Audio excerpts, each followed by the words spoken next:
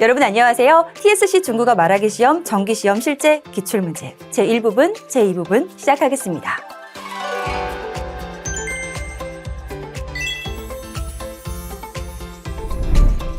자, 그럼 TSC 시험이 어떤 시험인지 간략하게 소개해드려 볼게요. 자, 저희 TSC는요, 국내 최초의 CBT 방식의 중국어 스피킹 테스트입니다. 그래서 중국어 학습자의 말하기 능력을 직접적으로 평가할 수 있는 실용적인 시험이다. 자, 시험 특징을 간략하게 보겠습니다. 마이크가 장착된 헤드셋을 통해 문제를 듣고 녹음하는 방식으로 진행이 되는데요. 일상생활 및 업무와 연관된 문항 위주로 시험 문제가 구성이 되어 있습니다. 그래서 원어민 전문 채점단에 의해 객관적으로 평가가 진행이 되고요.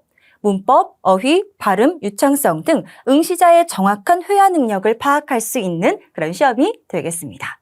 자, 그러면 저희 TSC 시험이 어떠한 문제 구성을 가지는지 한번 볼까요? 자, 여러분 왼쪽을 한번 봐주셔요. 제1부부터 제7부까지로 이루어져 있죠. 저희 TSC는 총 7개의 파트로 구분이 되어 있습니다. 각 파트별 구성 특징이 있는데 소개해 드릴게요. 자, 우선은 제1부 구성 자기소개라고 되어 있는데 저희 시험은 1파트에서 자기소개 문제로 4문제가 출제가 됩니다.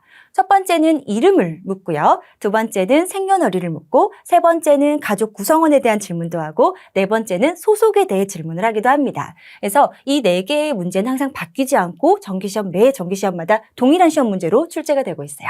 자, 이 문제를 저희는 답변 준비 시간은 없고요. 10초 동안 답을 하게 되어 있고 이렇게 4문제가 출제가 되는 거죠. 그렇죠? 자, 그러면 제2부도 한번 봐볼까요? 제2부는 그림 보고 답하기. 예요. 그래서 그림이 여러분 이렇게 하나가 뜰 겁니다. 그럼 그 그림에 맞는 질문이 나와요. 그래서 저희는 그 질문을 듣고 답변 준비 시간은 3초, 6초 동안 한 문장 정도로 답변을 하게 되어 있습니다. 자, 이렇게 4문제가 출제가 되고 있고요. 제3부는 대화 완성입니다.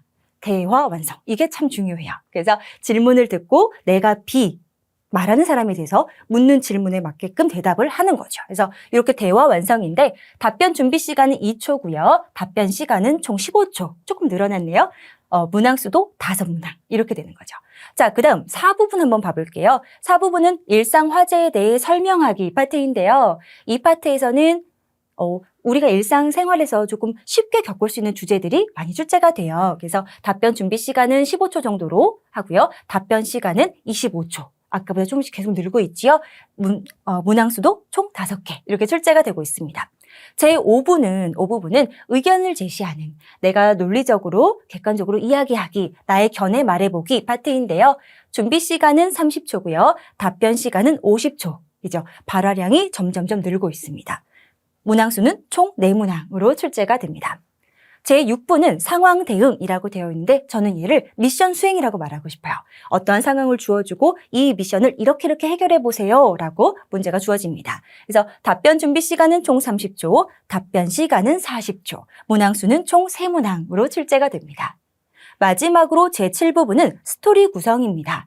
4컷의 그림이 나올 거예요. 그럼 그 그림을 하나의 스토리로 쭉 연결해서 만드시는 건데요. 답변 준비 시간은 30초, 답변 시간은 90초. 가장 발화량이 많은 파트이죠. 그렇죠? 문항수는 한 문항으로 구성이 됩니다. 자, 그래서 이 문항수를 쭉 더해보니 저희 TSC는 총 이렇게 26문항으로 구성이 되어 있는 이렇게 26문항으로 구성이 되어 있는 그런 시험이에요.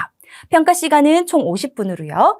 이렇게 소요가 되고 있습니다. 오리엔테이션 20분, 시험 30분 정도 소요가 되지요. 오늘은 여러분 26개의 문항을 다 보지 않고 각 파트별로 주요 문항들을 조금 뽑아서 제가 심도 있게 설명드릴 거예요. 아셨죠?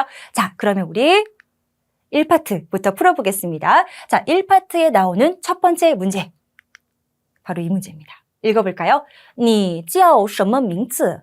당신은 어떤 이름으로 불리웁니까? 당신의 이름은 무엇입니까? 자, 그러면 저희 어떻게 답을 하는 게 좋을까요? 그렇죠. 我叫朴恩勇. 我叫朴恩勇. 그렇죠? 나는 박은영이라고 불립니다. 라는 것이거든요. 자, 여러분 1파트에서 제가 만약 팁을 드린다면 이렇게 드리고 싶어요.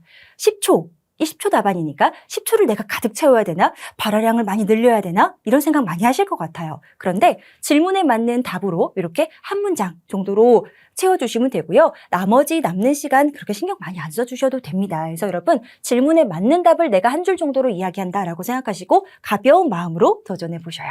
아셨죠? 자, 그러면 우리 두 번째 문제도 한번 풀어볼게요. 두 번째 문제는 이렇습니다. 같이 한번 보실까요? 请说出你的出生年月日.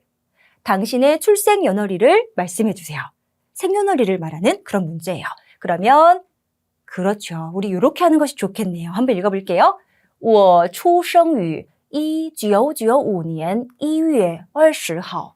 그렇죠? 그래서 여기에 출생유라는 동사를 썼는데 어디에서 태어나다, 어디에서 출생하다라는 말이죠. 그렇죠? 그래서 뒤에 이렇게 연도, 월, 일을 집어넣었습니다. 여기에서 중요한 것은 우리가 연도를 말씀하실 때요. 얘를 1995년 이렇게 말하는 거 아니고 1995 숫자를 하나하나 읽어서 연도를 설명한다라는 것도 여러분 잊지 않으셔야겠죠. 그렇죠? 이렇게 간단하게 답안을 만들었습니다. 그러면 이번엔 3번 문제 한번 보실게요. 3번 문제는 읽어볼게요. 你家有几口人? 당신의 가족은 몇 식구입니까? 라는 문제인데 요거 답안을 어떻게 하면 좋을까요? 我家有3口人. 우리 집은 3식구입니다. 라고 했습니다. 오, 잘했죠. 여러분 여기에 나온 거 같은 경우는 식구를 셀 때 쓸 수 있는 양사 표현이죠. 그래서 세 식구다 라고 할 때 산 거른이라고 하시면 됩니다. 여기에 조금 더 추가하셔서 세 식구가 누구누구 있는지를 설명해 주셔도 좋아요. 아빠, 엄마, 그리고 저 이렇게 있습니다. 빠바, 마마, 和我 이런 식의 답안을 더 추가하셔도 좋겠죠. 그죠? 자, 그 다음 네 번째 문제입니다. 한번 볼게요. 你在什么地方工作或者你在哪个学校上学? 라는 문제인데요. 당신은 어느 곳에서 일하십니까? 혹은 당신은 어느 학교에서 공부합니까? 라는 문제예요. 이 문제는 나의 소속을 말해라. 너의 소속을 알려줘. 라는 문제인데 어떻게 답안을 하는 것이 좋을까요? 우선 만약 내가 일을 하는 사람이다 라고 한다면 이렇게 간단히 말씀하실 수도 있을 것 같아요. 我在 YBM 公司的销售部工作. 나는 YBM 회사의 마케팅부에서 일을 합니다. 라는 말인데요. 이렇게 해주셔도 좋고요. 만약 나는 직장인이 아니에요. 나는 학생입니다. 라고 하신다면 我是韩国大学4年级的学生. 이라고 말씀해 주실 수도 있겠죠. 나는 한국대학교 4학년의 학생입니다. 라고 해주셔도 좋겠네요. 자, 우리 이렇게 해서 간단하게 1부분 4문제 풀어봤습니다. 자, 그러면 두 번째 파트 문제 풀어보도록 하겠습니다. 여러분, 두 번째 파트는요, 이렇게 그림을 보고 물어보는 그 질문에 맞게 답을 하시는 거거든요. 여러분, 그림을 잘 보고 계셔야 돼요. 지금 등장인물이 2명이 나왔네요. 남자는 무엇을 하는지, 여자는 무엇을 하는지, 혹은 어느 장소에 있는지 등등의 그림을 잘 파악하고 계십시오. 자, 그러면 질문 들어보겠습니다. 男孩子在做什么? 자, 여러분 잘 들어보셨나요? 이렇게 질문이 나왔죠.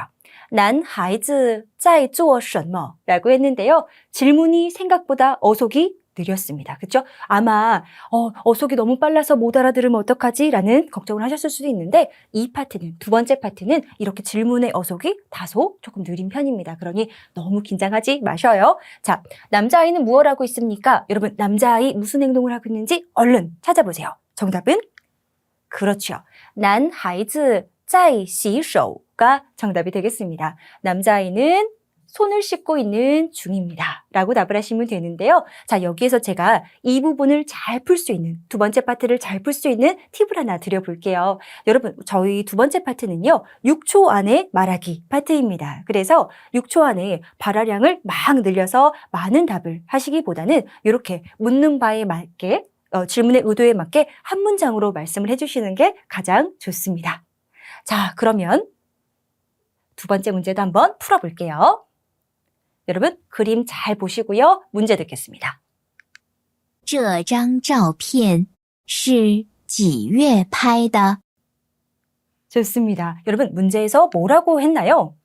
这张照片是几月拍的라고 했지요. 자, 지금 그림을 보니까 남자, 여자가 바닷가에 놀러 간 것 같아요. 그리고 사진을 찍는 동작을 이렇게 하고 있죠. 그렇죠? 밑에 보니 날짜가 표현되어 있어요. 자, 지위에 파이더라고 했으니 이 사진 몇 월에 찍은 것이냐? 이 사진은 8월에 찍은 것이다. 라고 답을 해야 돼서 정답은 这张照片是8月拍的 라고 해주셔야 되는 거죠. 그렇죠? 좋습니다. 자, 여러분 이 문제에 대한 정답은 아마 다 잘 풀으셨을 것 같아요. 여기에서 제가 또 하나의 팁을 드릴게요. 저희 이 부분은요, 여러분 숫자와 관련되어 있는 표현들이 아주 많이 나와요. 예를 들면 가격을 답을 해본다던가 시간을 답을 한다던가 이런 식으로 날짜 표현을 이야기해본다던가 도량형을 사용한 어떠한 숫자를 이야기한다던가 등등의 다양한 숫자 표현들이 이 부분의 답안으로 많이 구성이 됩니다. 그래서 평소에 숫자를 말씀하실 때 성조가 흔들리지 않도록 단단하게 연습을 하시는 것이 필요하겠습니다. 아셨죠? 그 부분 꼭 유의해 주셔요. 좋습니다. 자, 저희 이렇게 해서 1, 2부분 문제 풀어보았습니다. 저희 3, 4부분에서 다시 또 소개해 드릴게요.